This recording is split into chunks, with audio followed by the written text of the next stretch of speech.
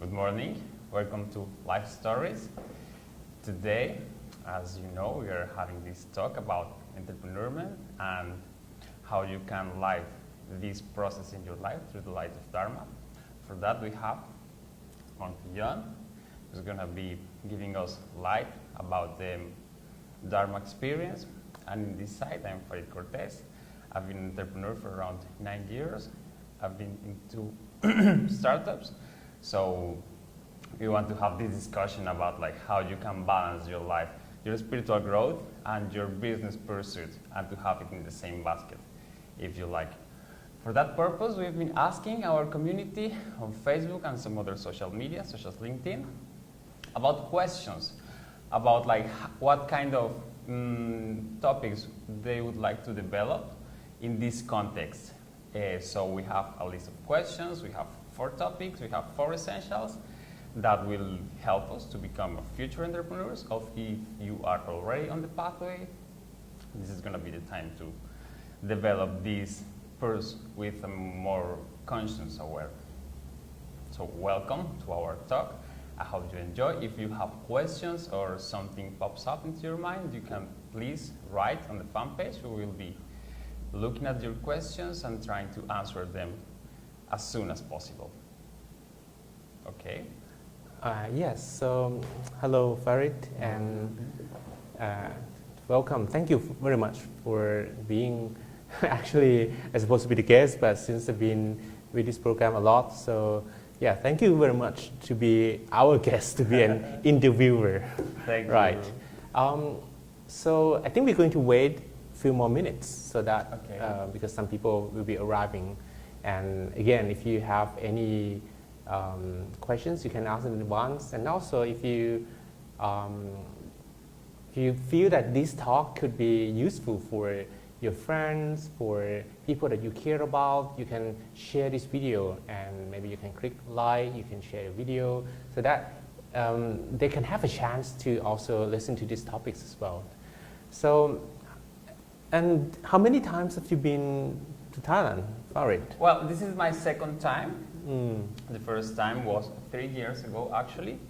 But this is the first time that I'm actually having this opportunity to explore like the business pursuit, if you like, Right. like the career pathway. Right. So this is a very useful opportunity. I have been seeing how in Bangkok it's a very vibrant arena to the entrepreneurship. I have seen, for example, I don't know if you guys or perhaps you, Yes. you know the platform Meetup. Yes, meet up. There are plenty of events based on entrepreneurship, like how to get your purpose done, like how to understand like your true purpose. So there is a good mix and also plenty of things going on. So I'm happy to see how in this particular space, this topic is like gaining awareness and it's becoming something like big. So this is a very fertile ground, if you like, for that. Right. Yeah. Yes. I think we have Debbie. Debbie, I'm not sure where you're from, Debbie. Debbie Henry. Right? Okay. Debbie Henry, how are you? Hello. And we're waiting for more people to arrive as well. So if you happen to arrive, you can maybe share with us if the microphone or if the audio is fine, you can hear us properly, you can type +1 so that we know if we have to speak louder or maybe softer, if we can hear all the voices. Okay?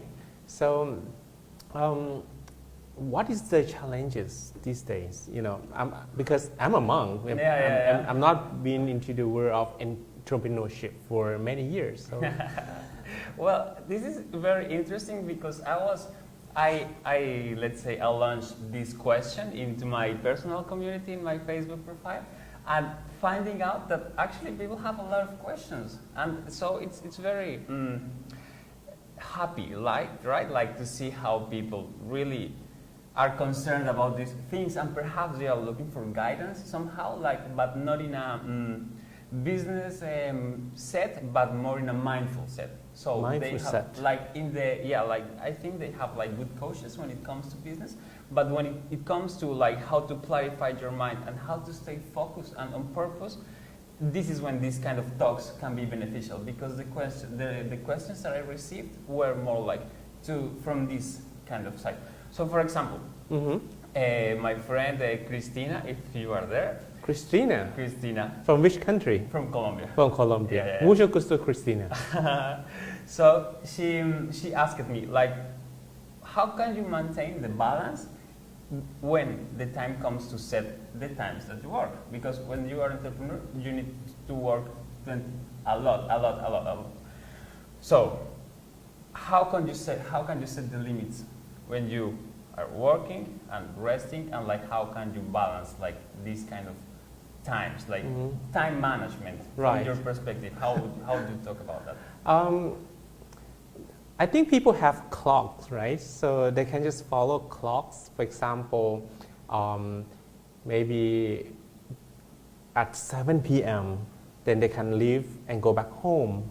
And maybe at 11 or 10, they can go to sleep.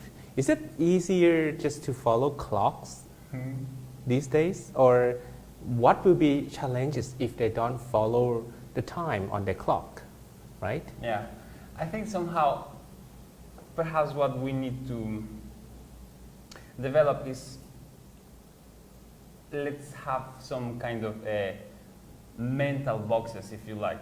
Like, for example, if you work from home, it's very easy that everything just mix up, right? And like you don't know where your working hours begin, and you don't know when your working hours end, and like because everything is kind of mixed. Right.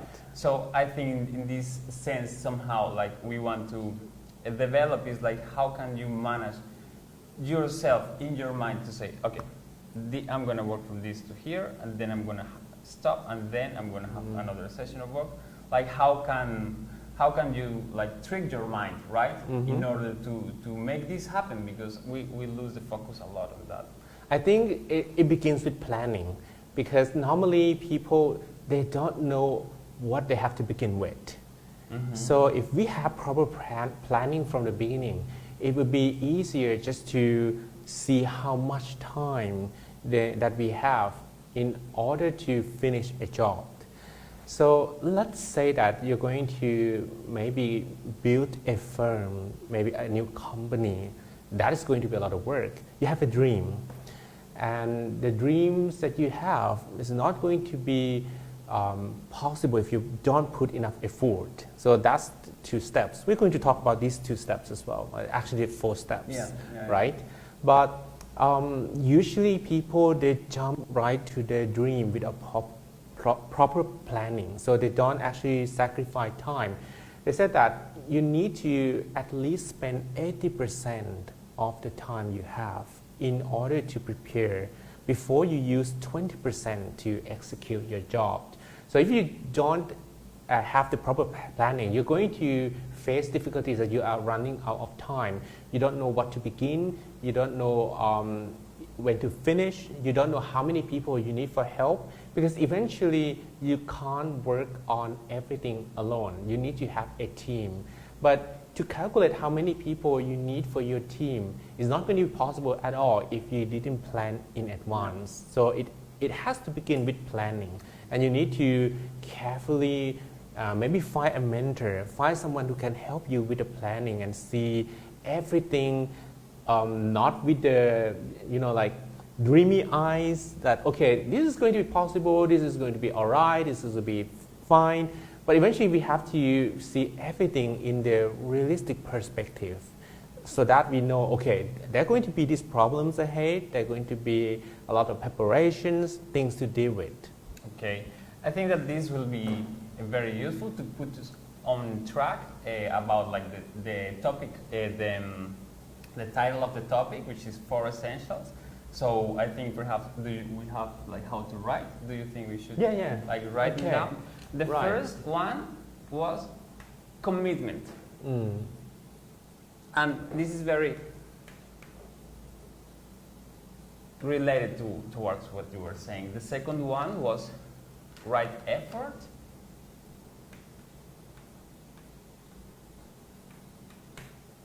Third one being focus.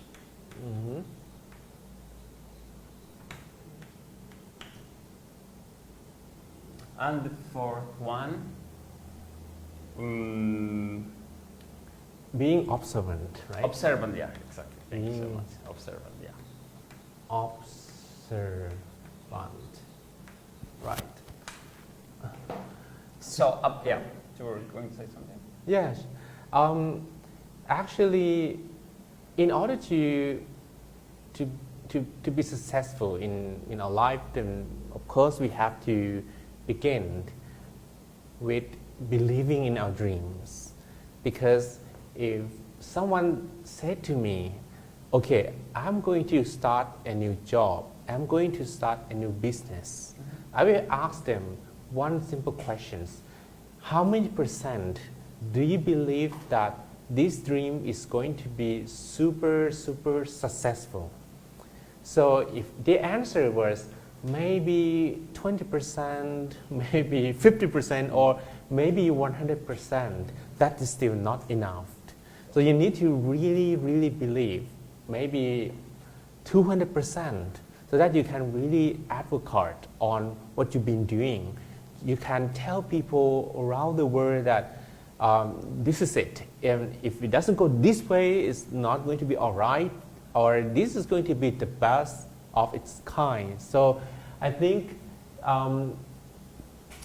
having the dreams and being very committed and totally believe in your dream is going to be very important on the first step, right? Yeah, this is very important as well, because we were considering that it's very important that your personal goals somehow should be aligned with your career purpose, right? Like you shouldn't separate those things. I mean, you can't have your career purpose in one basket and your personal goals and beliefs in another, because at some point it's like having one leg in one boat and the other one in another. At some point they will just split and you will fall down. So in this sense, it's very important that we realize how much we need to be online with our personal goals and beliefs, and how this can fuel our company or our startup, because it's very important that we keep just one vision.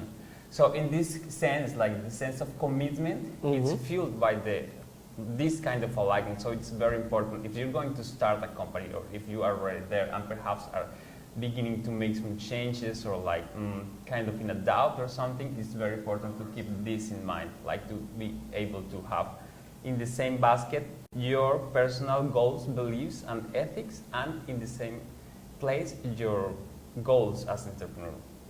In this sense, I think this is very helpful to keep you focused and also motivated, right? And to motivate your team and to know where are you going, as you were saying. So yeah, I think related to commitment, this is a key point, right? Like to be able to be aligned with your personal and your career person. But I heard sometimes people ask me as well, I don't know what I was going to do. I don't know if I really like it. I don't know this is going to do it for 10 years, or I don't see myself in the future. I think this is very important. It's like you said, that it would be nice if we can have what we are doing and our dream the same thing. But sometimes they're not really exactly the same thing, right? Because, for example, you are an artist, but do you do arts for living at the moment? Well, in this moment, no, particularly. In this moment, I somehow, but this is very important, because we need to understand that we can have several talents, right? We can be good at several things, and we need to understand which of those talents are actually profitable, because none of them are at some point. We need to start at a place where okay, this can be a business idea, and this can be just for fulfillment. A very good friend of mine, a great entrepreneur, he told me one should have projects that brings personal fulfillment, and projects that brings you actually profit, right? Because you need to have both in your life. If you are very successful in your business but you are not a happy person, you are on balance. But if you do a lot of things that you love but not earning enough for do a living, again, it's pretty much the same. You are not a happy individual because you lack the basic resources to survive. So it's very important that we recognize which of those talents can be converted into a business idea, and they can be profitable, because none of them are. Like, for example, I love drawing and painting, but nowadays I don't know how to make them a profit, and perhaps I'm not interested in that. But in the other side, for example, I know that there are some particularities about the things that I can do, and I had my second enterprise based on that. So yeah, this is very important, like to understand what can be profitable and what cannot, in terms of the talents that we have. Yeah. Right. I actually seen a very interesting metaphor, actually, that you can divide this into 4 areas. For example, the first one is the one that you really are interested, in. So that's kind of, you can draw like a circle here, right? Yeah. And second, this is the one that you are kind of good at, Yeah. or maybe doing at the moment. And third, okay, I'm not sure if I can make it proper, but you got the idea. understand, This is yeah, something yeah. that make money, Exactly. profitable. Yeah. And the last one, okay, if you draw another circle here, this is something that good for the world, yeah. Okay. Right? Something that you're interested in, or maybe it's one of your dreams, or something that you are doing at the moment, you are really good at, something that can really make money, or this can be something that you are doing at the moment as well, like your job, and this is something that is good for the world. So eventually the ideal is to have whatever you're doing at the center or the total intersection Yeah. of 4 circles. A sweet point there. Right. Yeah. But sometimes it's not very easy for everyone to have these kind of complete intersections of all circles. Maybe they are missing some point, or maybe they are doing only on this side, but they forget about this side, or they're trying to put more attention to this, but they forget about how to make money. So everything has to be about balance, right? Yeah. I was considering how, under the light of Dharma, if you like, we need to be, let's say, compassionate in our business. We want to include another individuals. We shouldn't just focus on earn money and resources for ourselves. And this is very important, because if we are only willing to satisfy our own selfish needs, we are not going to a good place. And it's very important for us as entrepreneurs that we set our goals based on the growth of our team and on the people and environment around. And this is very important, what you were saying about the good for the world, because we need to be consciously aware on our motivations, or the base thought that we have when we set our business idea. Out of where are we acting at as entrepreneurs? So this is, if you are going to begin a startup or something, it's a very important thing to clarify in this sense, like who you want to benefit. If it's only you and your partner, your team, right? Like how many people do you want to touch in this project? So coming to the good for the world, of course, interested. I think it's very important, because when you are really interested in something, you don't separate your life from your career. You are the same thing, and you are always bringing this topic into conversation and doing things related to that, and the books that you read, and like everything is just the same. There is no separation. You kind of begin to blend everything into one just energy, if you like. So this is very important, that you really feel passionate about that, and you feel that you can spend a lot of time on resources, doing research, writing, and having conversations and everything.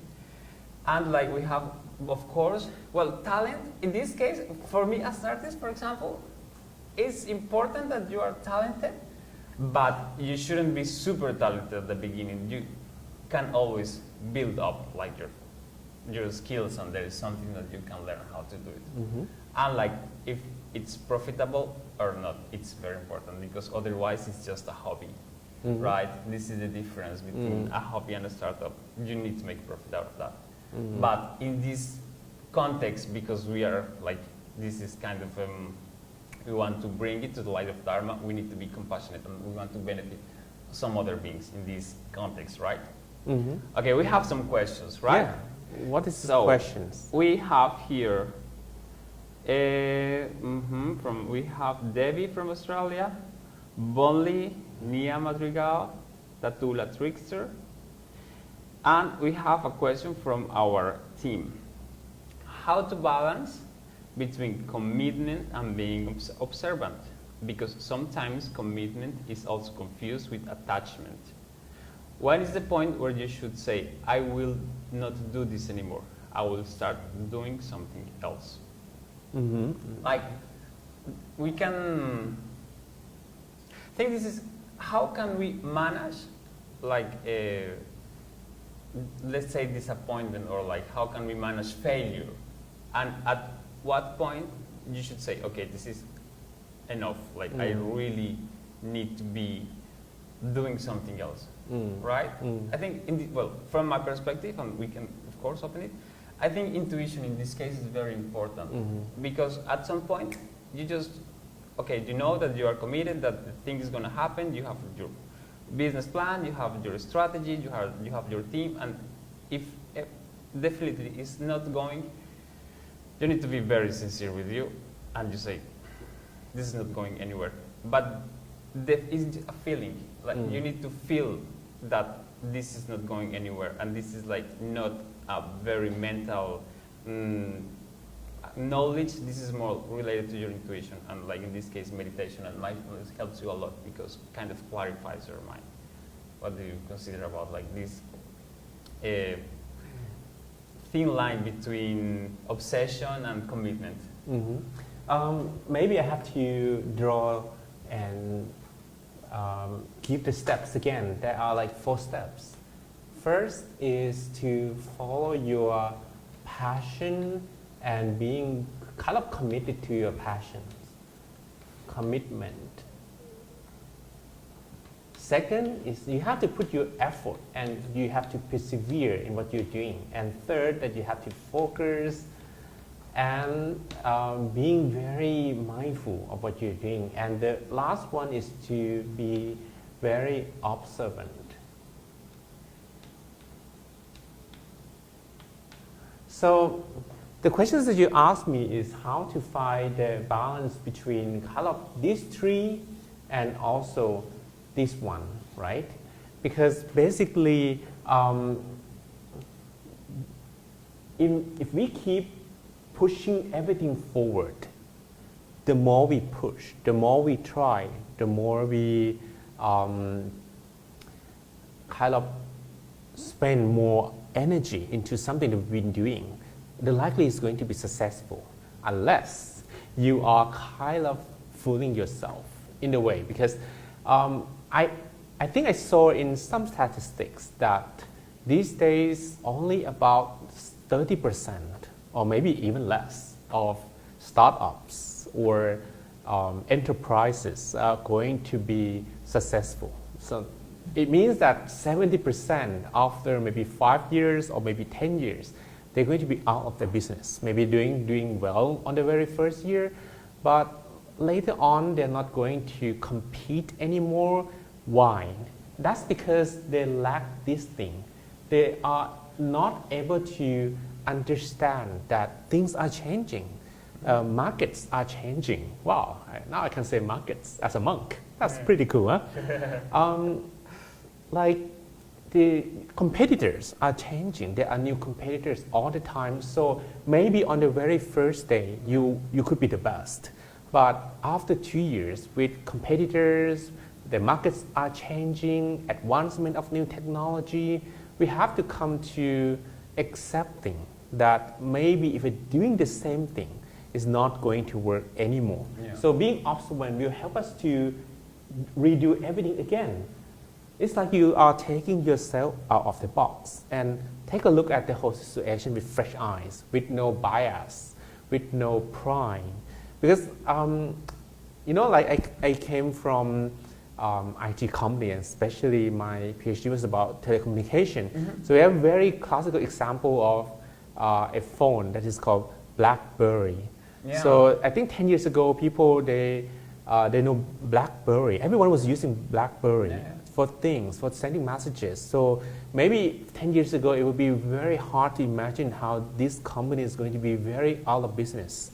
Yeah. So everything happened because the advancements of the new technology called iPhone, right? Because otherwise, people still needed to be attached or to the keyboard. Yeah. So when that phone was announced, like I think 10 years ago in 2007 or something like that, the company could not adapt, could not adjust because they didn't observe that in few years, people behavior is going to change a lot. So if the CEO of the company or maybe the company itself came to a conclusion that we had to do something pretty soon enough, in order to compete, in order to cope with the changes, that is when the company is not going to be really out of business.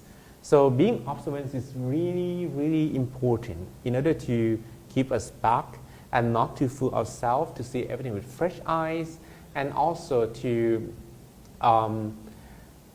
it's like to survive these days, right? Because I think being in business means that you need to be able to survive in long term, in many years. Okay. Okay, we have another questions from our team. Yes.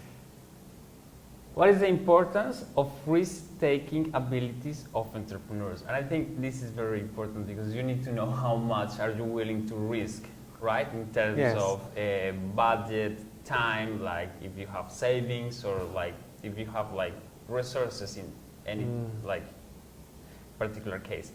How much it's like healthy to risk, right? Like how important is like this ability to know how to take risks as entrepreneurs? Right. Basically, risk-taking part begins from this step. If you really have passions, if you really believe in what you're doing, you're going to take the risk at all costs. Usually, I think everything is about the phrase, no pain, no gain. So if you really like to try something new, or maybe you really want to stay in the business, you need to do something that people have never done before, so that they kind of buy your stuff. Otherwise, they're going to buy some from others, right? So in order to take a risk, by doing something that you never done before, you're doing something that others have never done before, that is a huge risk.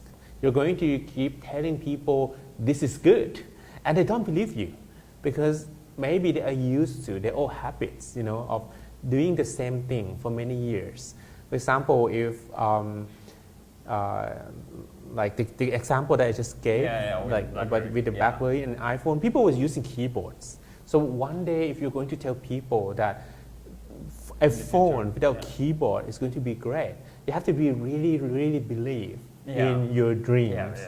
So you could take the risk at all costs. Maybe in 2007, if that iPhone didn't work, Apple could perhaps stay out of business forever. So that's a very huge risk. Why didn't Apple make a phone with keyboard, following patterns that people were doing? Because they believe they really have total 100% or 200% passion in doing something that people never done before. So it really begins here.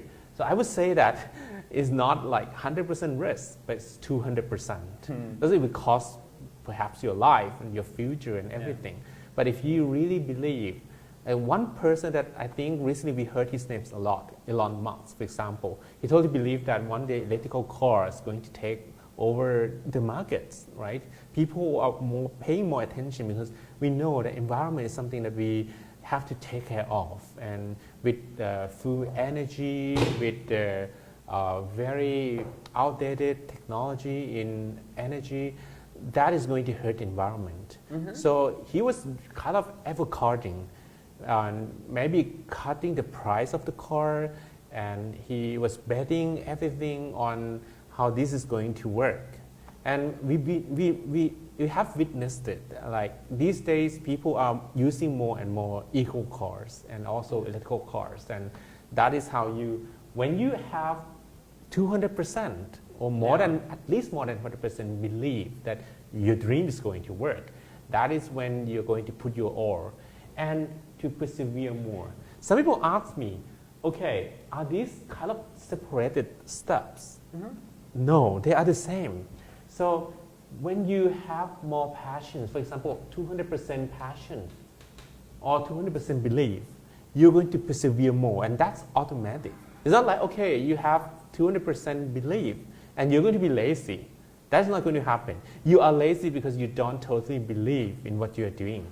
So if you have 200% belief, or if you really have 200% passion, then this is going to drive the effort on its own. If you're still feeling lazy about your dream, you don't have enough passion.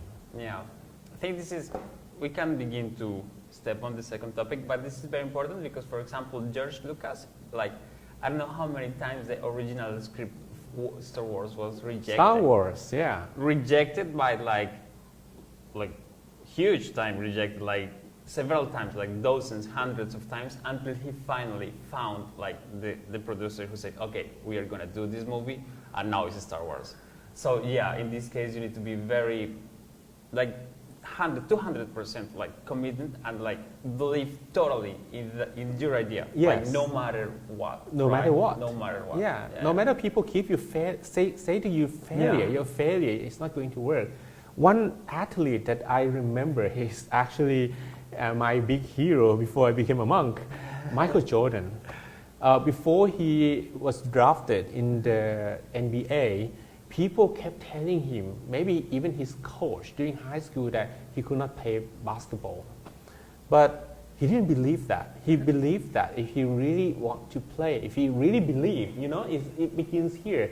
Maybe that was even more than 200%, 1,000%, more than anyone else who could be the best. Eventually, that passion will lead to the effort. And he was kind of proving to others that he could shoot, he could drive, he could dribble the balls. And when he was drafted in the NBA, he practiced more than anyone else on the court in the same team. Yeah, this is very important. Coming back to talent, Mm-hmm. if you are not super talented from the beginning, you can build up your talents. And second one, this is another question that came up into the open ask that I did. How can you deal with failure, like from the mindfulness perspective? Because we entrepreneurs face failure, like pretty much on a daily basis, if you like. Mm-hmm. So this is a kind of a partner, if you like. It's always going to be with us. So how do you deal with rejection, failure, this kind of feelings that kind of brings you down? Like what would be your advice? I think it comes back to the word passions. Is your passion shakable? So if your passion is still shakable, it means that when you were challenged by people who were opposing your ideas, who didn't believe in you, you're going to say, oh really, maybe it doesn't work. And that is not going to help us grow and move forward, So the passion itself is a very important shield that we need to have. Whether, like me, for example, at some point I totally believed that I could be a good monk. People ask me, how many years are going to be a monk? And I said to them, one day at a time, because I don't know when I will quit. And I didn't think about it for years. But of course, at some point of my monk's life, there was a day that I totally feel really happy, and I believed to myself that I could be a good monk. But after that, for maybe several weeks, several months, I was challenged the whole time. Even I'm not sure if you were watching this in Norway, but my professor from Norway, he came to me to the temple saying to me that, hey, you should quit. You should come to work with our project or something like that. But at that time, I believed that I was kind of feeling more content in my monk's life, more than quitting and returning to the world.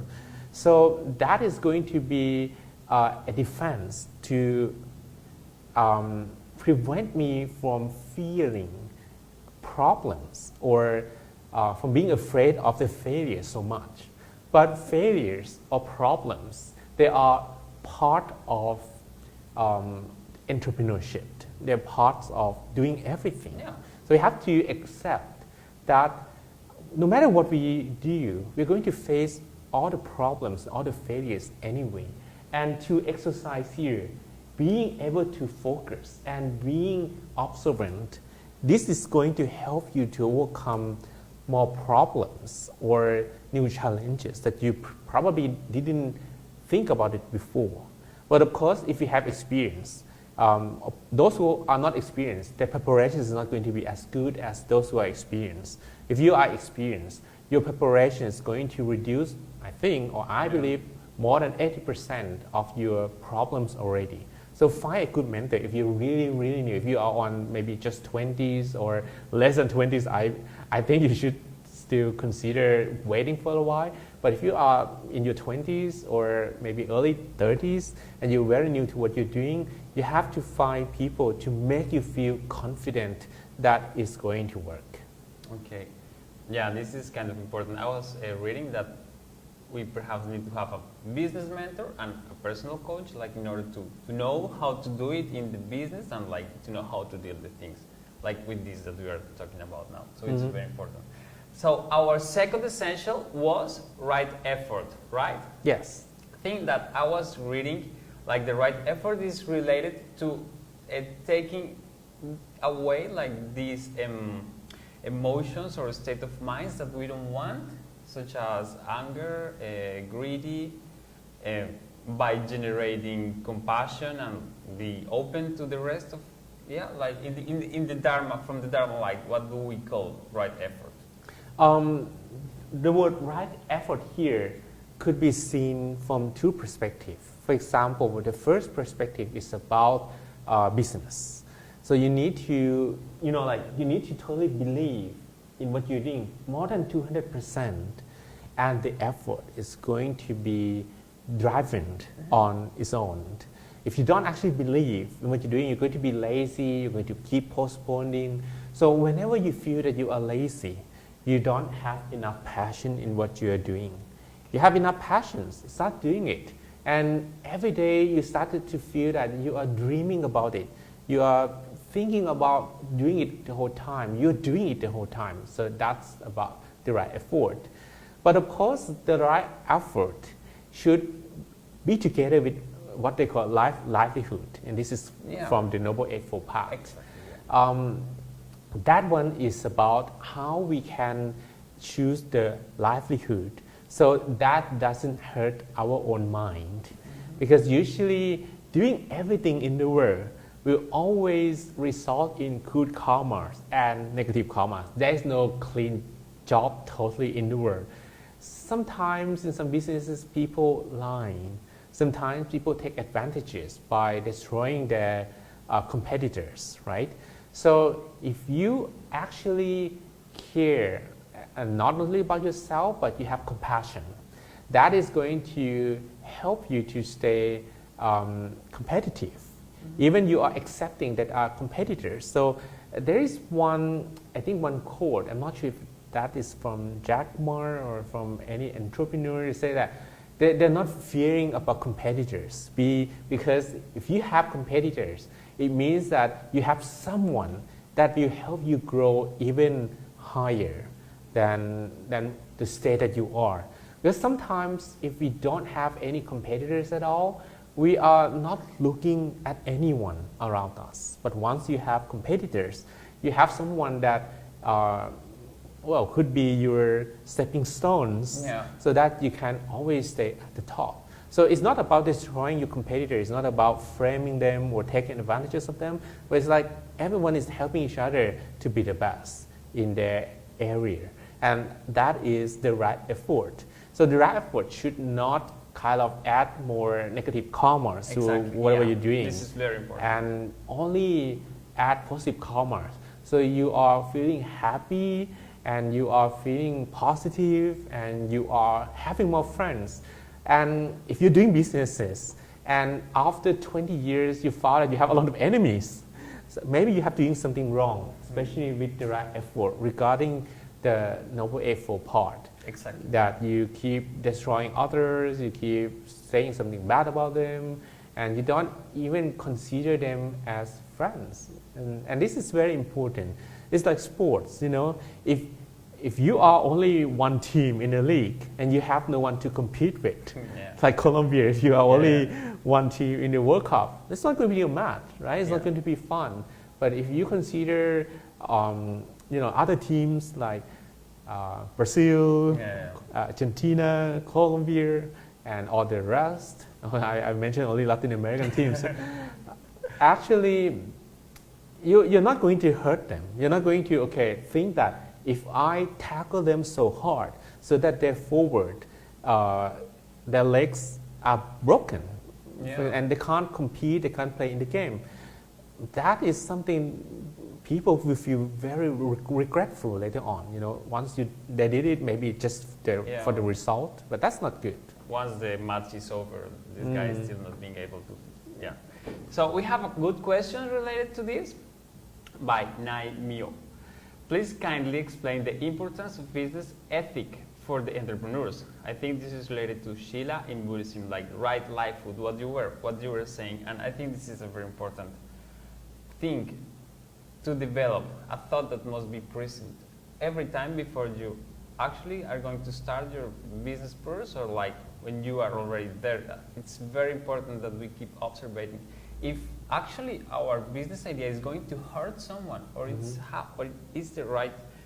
has the right view to achieve goals with clean karma, if you like, right? Because we want to have the conversation like in between, like how the Dharma can benefit us as entrepreneurs, right? So I think in this case, the right livelihood, as you were explaining, and if you can please open the topic a little bit more, is very important. We need to understand that we are not like separated, that we are not doing this for ourselves and only ourselves. We are part of a big net. So whatever we do to the others, we are doing it to ourselves. So it's very important that we keep in mind these ethics and morality when we are building our business. So how do you what would you say about that, like about the right livelihood and the Sheila in this case? I think the most important principle is to give and take. Doing business is not about taking money from other people's pockets or wallets only, because sometimes you were thinking about how to be the richest man in the world, or how to be the richest man in your country, or how to be number one, without really putting values in your products, in your services. So the one who are doing good business and that we consider right livelihood is those who care more about customers more than their money. So customer come first. Customers first. It's not only their money. And I think there's one country actually that come to my mind at the moment, but there are many other countries as well that they really put this principle, customer first. It's Japan, for example. So whenever you go to any services in Japan, they really bow to you. So they will just bow their head. It's like very polite, and they really treat customers like king. So if you do this, how much eventually it doesn't matter how much you charge. People are going to pay for that because they really like good services. But so if we understand this principle, we understand that we have to give first before we take things from them. This is going to be very generic advice on how to begin your business. So whatever you sell, make sure that it is the best product. Make sure that the process is very good. Make sure that you don't lie about ingredients or how you add some artificial things and that against the law or something like that. And you actually have proper pricing. It's not going to be too expensive, and things have no value, real value in it. So if you actually understand this principle, then your business is likely to be considered right livelihood. But there are some other things to be considered as well, that the business should not kind of make people indulge into something. For example, gambling. Yeah.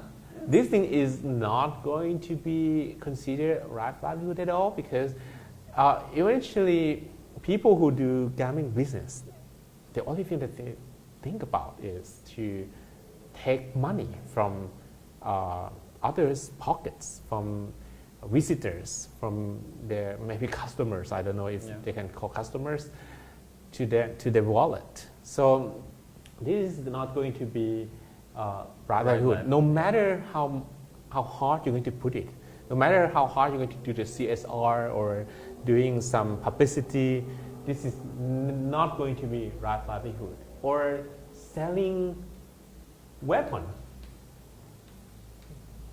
For example, this is not going to be right livelihoods as well. So because the intention is, okay, if you are selling a knife, but knife is very generic too, right? So you can use knife to cut maybe vegetable. You can use knife to be a good chef. So that is not about selling weapon. But there are something that can be only used as weapon. For example, guns. Right. I don't know, maybe there are different kinds of guns, but if you have water guns, then that's probably fine. But the real guns, for example, the only purpose is just to take lives of others, take life of beings, and take life of animals, for example. So the intention is pretty clear, and the owner of business know that if there's going to be war, then the weapons are going to sell good. So this is not going to be right livelihoods as well. Or maybe selling poison, pretty close. These are some examples of like businesses that will never be considered right livelihood. Or the other one is selling animals so that they will be killed. So this is also not right livelihoods as well. Okay. Yeah, I think that we are, let's say, this generation of entrepreneurs, we have responsibility. Yes. To take the actual paradigm in the world to the next one, or to help push it, because it's already happening. And this includes that our business ideas must have in mind environment, people around you, the producing chain, like everyone, of course, including ourselves. So we need to have a very clear ethics on what we are doing and how we are doing it. If in the process we are harming the land, poisoning the water, or exploiting individuals, we should be very aware of that and stop doing it, because we need to understand that we are harming ourselves. Our mind stream is getting poisoned because of our wrong actions. Mm-hmm. So whatever business purpose that we want to achieve must be clean as much as possible. I mean, it's very hard to be in the world and not harm. Right. But you can be clear about a lot of things, and that includes like having clear the process, how you are doing it, and what for, right? And who you want to benefit. And it's very important what you were saying. You want to put the others first. Like, okay, I'm going to put my customers first, for example, right? Like the others first, and then you will come. This is very important. This is related to compassion as well. I think we can step into our third essential. Yes. It was, focus versus obsession, right? We were looking at this video about this entrepreneur, and the video was 10 things that, 10 thoughts from a self-made millionaire. And at some point, he was describing about how to be obsessed with your idea, takes you there. So we came to the point, like it's very important to be very observant about being focused on something and obsessed with something, because again, we want to have the right set of mind in our lives. we need to understand that at the end, we won't take anything with us. If we grow a huge enterprise and we die, we are not taking it. The only thing that we take with ourselves is the things that we did while we were alive. So it's very important to keep a very clear state of mind. In our mind process, the entrepreneur is beautiful, like everything is just beautiful, but at the end we need to be clear on what we will be taking is just the things that we did. So it's very important that we have clear state of minds. So in this case, focus versus focus versus being obsessed is very important. Like yes. how you would describe this relationship? Right. So we are moving from effort to focus, right? If you have enough passion, you're going to really believe what you're doing. You're going to keep doing everything and using your time on that, and your mind will stay with that the whole time. Even though there might be some new ideas or there might be something else that keep challenging you, people say something bad about your businesses, but you still have your mind on that thing, on that belief the whole time. So this is what I call focus. It might be, sometimes people use the word obsessions, but to be obsessed, there is one thing that you have to be careful about, is to totally have the ego in what you are doing. And this is really, really dangerous. If you have ego in what you are doing and you keep believing in it, but ego means that you believe in the truth, you believe in something that is not the truth. You believe in false fact. False views. Yeah. False views, for example. This is something very dangerous about doing business. It means that you are moving toward a wrong road. That is not the road to the destination. Suppose that there are two roads. Focus means that you keep moving forward, right? And being obsessed is good, but if you have ego, then instead of moving on this road that has a little bit lower profits but less dangerous, this is super dangerous road. It's like you are almost doing gambling on it. And you believe in what you're doing without listening to other people. So sometimes when people say something to you, you also have to be opened. And that is only possible if you don't have ego. If you have ego and you are so obsessed about what you're doing, it might really lead to a very, very undesirable result. Yeah, we need to be aware again that what we are doing now, it can be used for the benefit of all sentient beings and of course we, or to be a tool for increase our egos. And we should be, this is very important. I mean, we all want success, but not at all costs. We need to be very observant and to have the right focus on how we are going to succeed in our business course. So for example, if you have your personal goals aligned with your career goals, it'll be easier to be focused because pretty much all your reflections and your train of thoughts will be going to the same destination. There is no separation. You won't be thinking in your business and like in your personal sphere separated. You will be thinking about the same, and this is very important because you will be focused on that.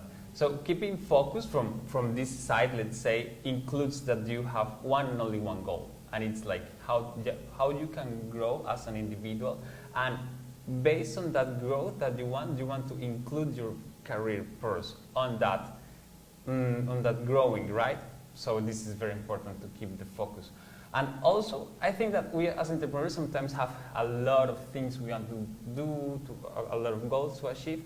It's important to know what things can we achieve in the present moment where we are. Of course, we want to grow, we want to have more members in our team, we want to have more profit and everything. And we have the ideas and we have the route, but we need to know what is achievable in the moment, in the present moment where we are. Let's say we have a 10 team member and you want to have 20. Okay, first you have to have 11, right? So you need to go step by step, and you know what can you get in the present moment where you are, and like what are your needs, the needs of your team and the needs of your startup. Again, it comes to think in a bigger way than just me. Think about your team. What are the needs of your team, like, and what are the needs of you as a global individual, not just you. So like this kind of frame of mind will help you to stay focused and with achievable goals. The things that you want to achieve, they can be accomplished. I think these days people are doing meditation, for example, because entrepreneurs, they also need to switch and multitask on what they're doing, because it's not about one, even though it is about one dream, but there are many tasks to follow. They have to perhaps doing something about budgeting, or maybe about managing stocks, and also some other knowledges about engineering, about environmentals, and even about laws as well. So switching between thoughts are not very easy for people, because they have so many wandering thoughts. Whenever you're trying to solve a problem, sometimes they can't be solved at a moment. You have to wait until next week, you have to wait until next month, and that waiting keeps the the problems in the mind too long. As a result, you don't actually have any space in the mind anymore. Meditation, even though it doesn't actually solve your problem, but it helps you to take it away from the mind, so that you have more space in order to cope with other problems or other challenges. And this is how entrepreneurs are using meditation, especially. It's very important in all the steps, especially the third and the fourth one, focus and being observant, so that they could put all the challenges that they are facing in a drawer and close the drawer, and they take another challenge, just have to be solved at that moment to do it. I still remember maybe my experience about working with both science and art, especially as a programmer, you have to do programming a lot. But the other day, maybe you have to do something about art. You have to do graphic designing, and you have to put all the pictures in place. And well, according to science, this is going to require different parts of your brains, right? So as a result, it took me a few days in order to change from art to programming. And maybe another few days, 3 or 4 days, changing from programming to art. After being practicing meditation, this is going to be easier, because you can just, okay, even though I haven't finished this part, I put it in the drawer and I start doing something else with art, and then come back to programming. It just takes maybe some minutes or even faster. And eventually meditation helps people develop empathy and compassion. So it's not about you. You're not going to be the boss, but you're going to be the leader of your enterprise. So the difference between being a boss and being a leader, right? So being a boss, and you tell people what to do, but being a leader is like you encourage people to do everything together as a team.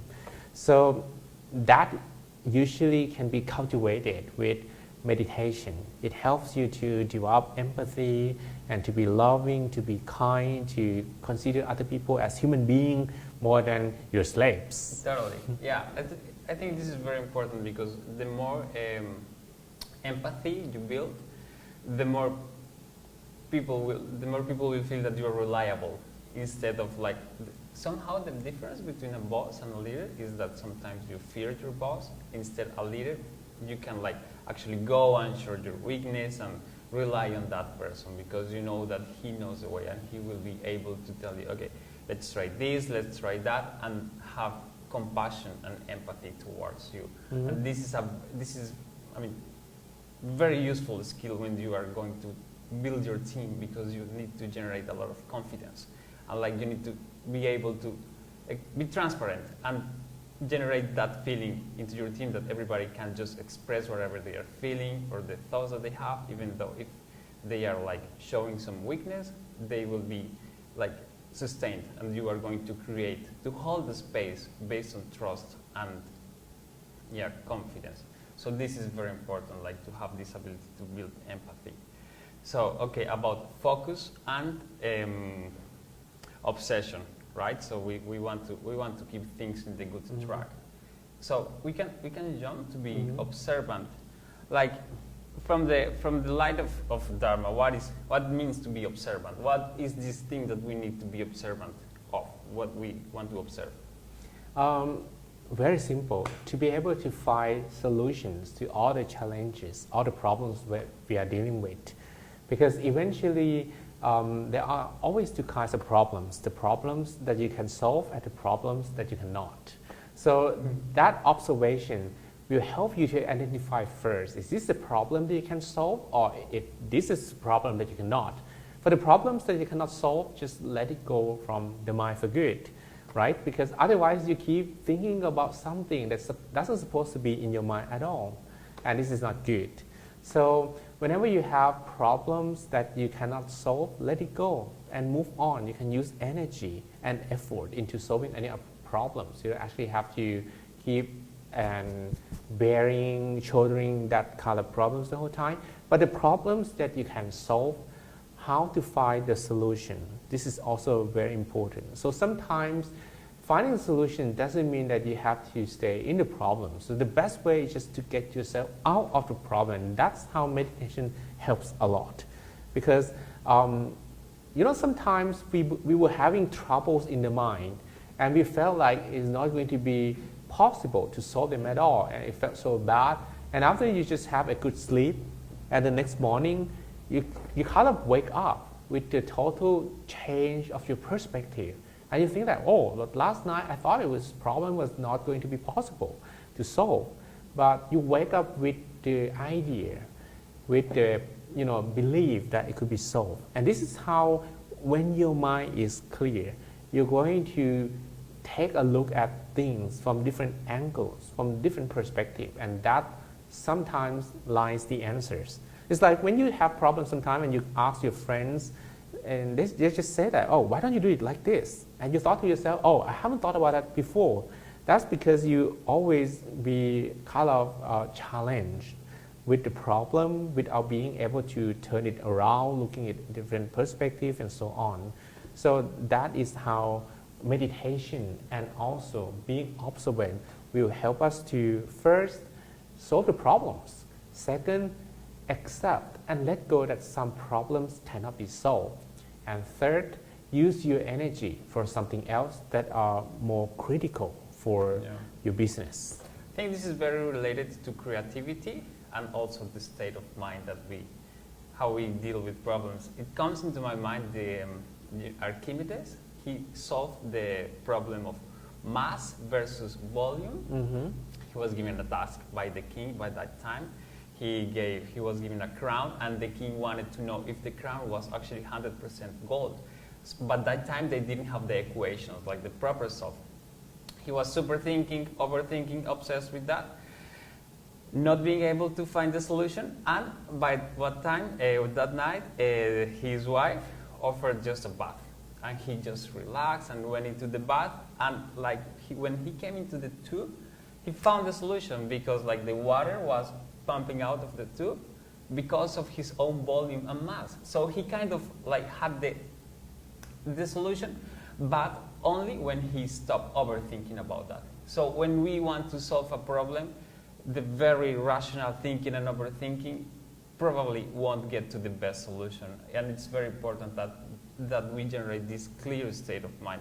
It's like the answers are gravitating us, but since we are generating a lot of noise in our minds, we are generating boundaries and barriers, and the ideas are not being able to come in. We need to be aware also that all the things, all the answers, they just exist already. We are kind of antennas. We want to plug into the right frequency in order to attract the right answers. So this will only happen when you set your mind in a very clear state of calmness, and when you are being able to be relaxed. And this is very good for creativity as well, like when you are able to see things from different perspectives, right? So because we have this tendency of observing our problems from our perspective, what we call like my perspective, so we only see things from that light. But whenever we have more clear mind, we are able to observe things from different perspectives. And when we stop overthinking about that particular topic and just relax, then the answers can come in, because it's more than an income process than out from me to the world, but it's more like the world has the answer and it comes into my mind whenever we relax. And about creativity, yeah, this is very important, like to be able to think from different perspectives. And about meditation and creativity, I think this is a topic that we have been developing for a lot. What do you say about that? What would be your perspective about creativity and I think meditation? just to wrap up a little bit, because I think we are running out of time. So every entrepreneur, we have already enough capability to do our business or to start something new and doing something good for yourself and the world. All you have to do is just to unleash your potential by following these 4 things, right? And one last thing that will be very helpful is to be able to be creative. That being observant eventually is about being creative as well. Yeah. So in order to be creative, you need to have clear mind. Because if your mind is not clear, it's like you don't actually see everything from a proper quality. If you actually take a look at the city, but there's a lot of fogs, or it's raining very hard, the sky is not very clear, then you can't actually appreciate the beauty of the city. It's not like you see it in very, very fine summer day or something like that. So it has to begin with clear mind. Then you only, the second thing is you need to have space in the mind. Space in the mind. Your ideas, if your mind is like this, but you already have a lot of things inside, then there will be no space left for new ideas to emerge. Yeah. So you need to have more space if you are able to meditate and also clear the content of your mind. This is going to be big important idea, right? And the last one is, actually, I've been using this word a lot, and people will be watching this live. Maybe you are familiar with the word. It's called sabai mind. The mind that feels relaxed. You never be able to get a very intuitive idea by feeling stressed, by feeling gloomy, by feeling angry. You only be able to get new ideas. And that's why most of business people, they have to sometimes go far away in order to clear their mind. Yeah. So they go on maybe a vacation, they fully recharge, and that is when new idea coming up. If you feel stressed, you're never going to have a very intuitive idea at all.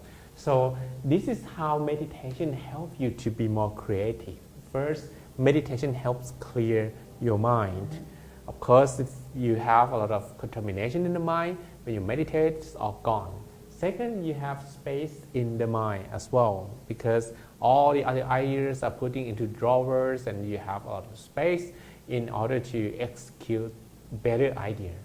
And third, it helps you to feel relaxed. So you can say relaxed mind as well. Relaxed mind, but I usually call it sabai. Okay, which means you're going to feel much better. You're not going to feel bad. You're not going to feel stressed. And that is how you get new idea. Okay, so I think it's very important that we wrap up now. Yes. So first, motivation, like we need to be very observant. We need to have the right motivation, and that includes right ethics, right morality, observing that we don't want to harm the land, others, we don't want to cause bad feelings, negativities, or bad state of mind to our colleagues or ourselves when we have a business idea, right? So we will have right commitment, and we need to be passionate about that. By having the personal goals and the career goals in the same basket, we will be able to stay focused, because we will always be looking at the same north, like following the same zone, if you like. When it comes to be focused, it'll help you like to stay on track, like to have right livelihood as well, like to be able to stay on the right path, like to try to take your ego away. And about the fourth one, which was Passion? yeah, no, the fourth one, the fourth essential one, the last one that you just have discussed. Okay, the last one, Observant. observant. Yeah, like observant. Exactly. We need to be able to have clear state of mind, and of course, like meditate in order to generate clean mind, space in our mind, and like to be able to observe things from different perspectives and be creative when the time comes to generate new solutions to the daily like problems that we face as entrepreneurs, right? So this can be like kind of a wrap up. Something else that you want to say? Or? I think everyone already has enough potential to do something great, to start new idea and growing their business. The only thing that they need is just to have enough passion to totally believe in it. Once you believe in your dreams, so that you don't have any other dreams that kind of distract you anymore, you're going to put more effort. You're going to focus more, and eventually everything that is going to break through and help you stay in your business the whole time is to be observant. So with these four principles, no matter who you are, if you already have some dreams, okay, if you don't have any dream, this doesn't help. But if you already have some dream, if you already have some goal, this is going to be very helpful in order to be successful for sure. So I'm rooting for you, I am supporting you. If you have any questions about this, we can maybe do it again next time, right? And otherwise, let's call it a day. Okay. So thank you for being here. I hope that this talk is beneficial for your ideas, for your business, if you are already running them, or if you have an idea to set a business. Perhaps this can give you more clear perspective on how you can benefit your spiritual growth and your business career and have it like aligned. This is the first session of talks that we are going to have in this format, like our teaching monk and someone else like having these kind of questions. So please stay on track, follow us.